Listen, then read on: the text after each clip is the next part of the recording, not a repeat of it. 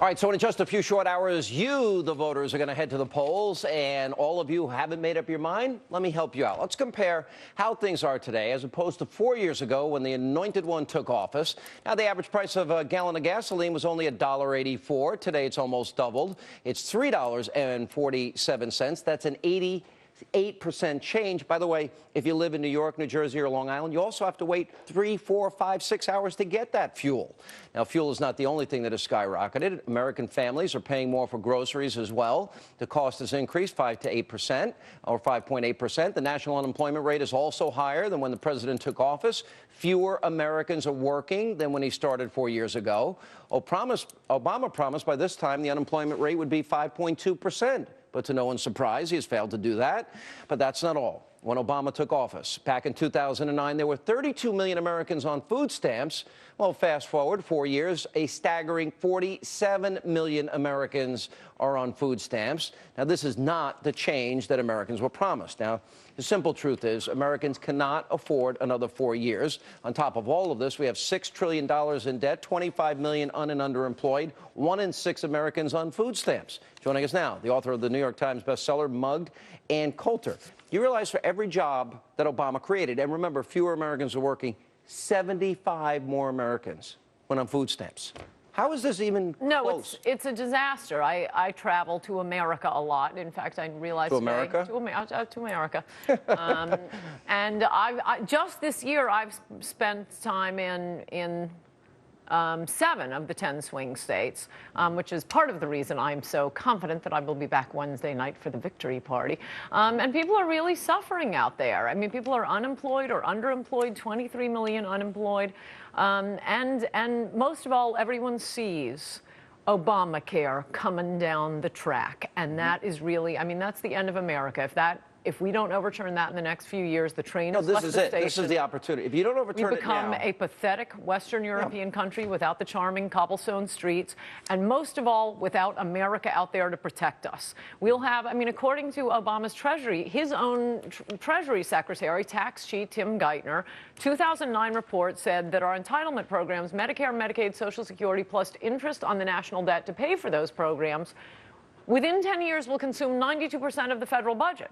That's 8 cents left over of every federal dollar to pay for the entire military, for national parks, for food safety inspections. The entitlements are already broken. Only Romney, Ryan have a plan to fix it. By the way, not touching it for anyone 55 years old or older. Let me ask you about the close of the campaign, because you got two very different. Oh, yes. Well, you got a very negative President Obama. He's talking about revenge. You know, vote, out there, get out, vote for revenge. I'm looking at that. Revenge for who? Right. And then you have Governor Romney, no, vote for the good of your country. Yes. Yes. I really love how corny Romney is and how patriotic, and they keep making fun of him for this in the mainstream media. Look at the crowds he's drawing. Because, no, I mean the NFM, the non-Fox media, they don't think he's hip enough. Well, we've tried hip. We've had really hip for the last 4 years, and the country is suffering. And Romney Ryan is such an amazing ticket to have two articulate Republicans. We were just talking about this in the green room. I think you'd probably, I don't remember who Calvin Coolidge's vice president was and whether he was articulate and attractive, but you'd probably have to go back to him to have two Republicans who are this unthreatening. I mean, I don't know if you saw, I'm sure you did. I don't know if the viewers saw today that the first elected black governor in the United States, Doug Wilder, the first black governor, was Republican, of course, but Doug Wilder was the first elected one. The other one inherited. He was lieutenant governor. He basically came out and endorsed Romney. I mean, he was very polite. He talked about traveling around Virginia and talking to people. He very clearly was not endorsing Obama, but what he said was, I talked to people, they thought they were voting for a moderate. They thought it was something new, hope and change. There were a lot of people that didn't believe you and me, that said, oh, he's going to govern as a moderate. I can name names, but with Doug Wilder coming out with a column saying he is governed as a very left-wing president, people are really suffering. And I talked to people who voted for him last time and were very proud to have Obama as the president, and they're not voting for him this time. Let me show you this clip. Now, a lot was made over the hurricane, the impact that it slowed the momentum of Governor Romney. I want to show you this report by our own David Lee Miller of a public housing unit in New Jersey, and I'm sorry, in Brooklyn. Devastated. This is Obama's Katrina. And now that people are seeing that, the gas lines and the suffering and the millions without power, the millions without heat, the millions of the tens and thousands that have lost their homes, and the cries for help, people realize Obama comes in, photo op with your friend, Governor Christie, and he leaves. Look how bad things have gotten. There are thousands and thousands of people who live in Red Hook in public housing. The conditions, they say, after the storm are now deplorable, and that's what we saw. We had to climb a stairwell, 10 flights. There were no emergency lights. There was debris in the stairwell. There was human waste in this stairwell. We was told that a rape had taken place there earlier. We entered the apartment of one of the residents, Maritza Delgado. She was heating her apartment with her oven. She said she had the gas on throughout the weekend. Extremely dangerous. Other residents doing the same thing. No running water, no toilet facilities. The only food that she has been provided sporadically, she said, from the National Guard. And then we talked to her briefly outside her apartment house, and she told us that she is in desperate need of help. So a week later, there's no gas, there's no electricity, there's no heat. People's homes have been decimated. There's no FEMA. There's no generators. Well, what we just saw there, please no more sneak previews of what hospitals will be like under Obamacare, because you just saw it. You can't control a hurricane. You can control how the government responds. Is it going to be government out of Washington the way Obama and the Democrats want to make everything? Or can we have a little free enterprise mixed in here? Because Romney, like he wants to reform entitlements, he wants to reform FEMA, so you won't end up with situations like this anymore. We're going to go state by state with Ann Coulter when we come back. Also coming up tonight, we'll check in with Senator Marco Rubio. Dick Morris, the single most optimistic person in America for Governor Romney. Is he going to stand by that prediction? But also coming up next, tomorrow may be election day, but Governor Mitt Romney says he's not done campaigning. He's going back to Ohio, and he's going to Pennsylvania. We get the inside scoop from his campaign advisor, Ed Gillespie, right here on this Election Eve edition of Hannity.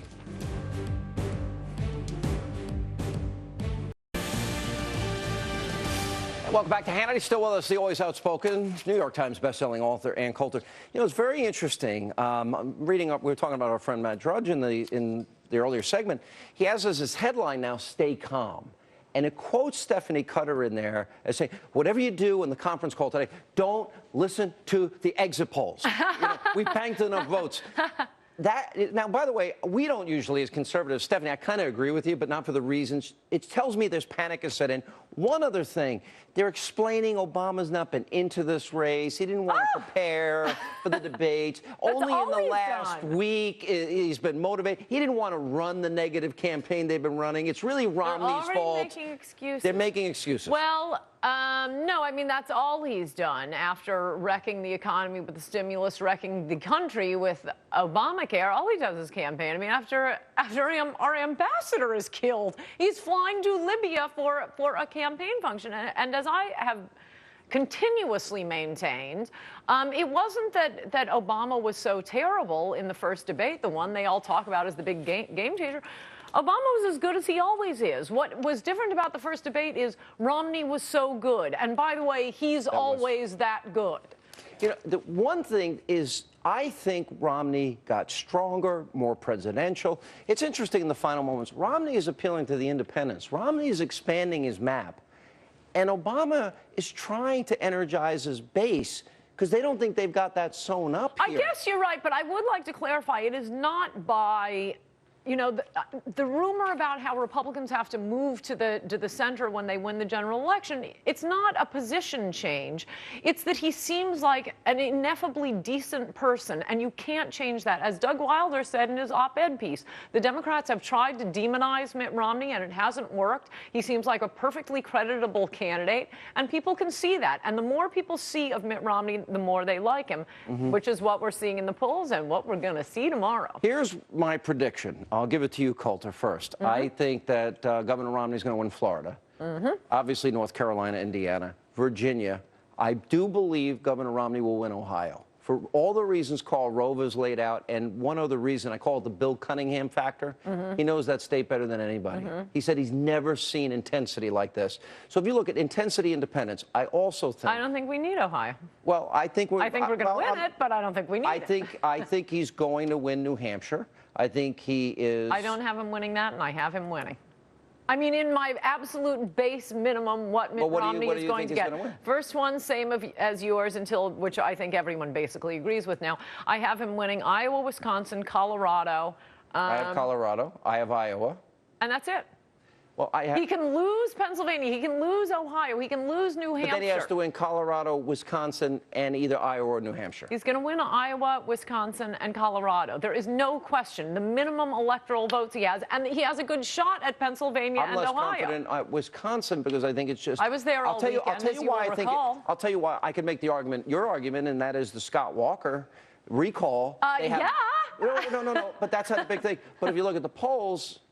It's very tight. Oh, screw the polls. Give me a break with this. I'm just telling you what they're saying. You got to look at them. The polls basically have these states. It's a tie. It's a tie. Okay, whenever you have a tie, the Republican wins. Whenever you have a tie totally separately, the challenger wins. Also separately, you got the Bradley effect. When you have a white man running against a black man. You really believe that? And there's more now than ever before. Because Republicans are afraid to say, Americans are afraid to say they're voting against Obama because they'll be accused of racism. That is the point by the entire NFM. I mean, if you were a Tea Party, you're a racist. If you're against Obamacare, you're a racist. If you're against the stimulus bill. And you think that has put people in?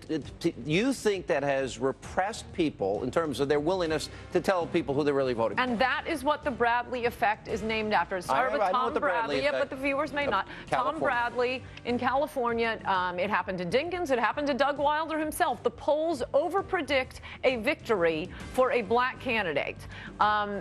We haven't seen it go the other way. We haven't seen an incumbent helped by a tie. We haven't seen a Republican helped by a tie. As I was going through with you about 4 weeks ago, pollsters always have excuses after the fact. They have never made a mistake and over-guessed how much. Are you mad at your beloved Chris Christie? No. The problem was right after he became governor, Obama. I'm not taking away the inhaler. Obama denied New Jersey, because he was Republican, denied New Jersey important education funds. It was purely political. He needs federal money for his state. No, I agree. But Cuomo didn't take him in. Bloomberg didn't take him in. Obama begged to go. And for him, they don't need to. They're already Democrats. This president plays politics with FEMA money, and Christie had to do it. We'll watch. Thanks, Ann Coulter. Have a happy election day. Inside Romney campaign headquarters, we'll check in with Ed Gillespie and then Senator Marco Rubio on whether the Sunshine State will end up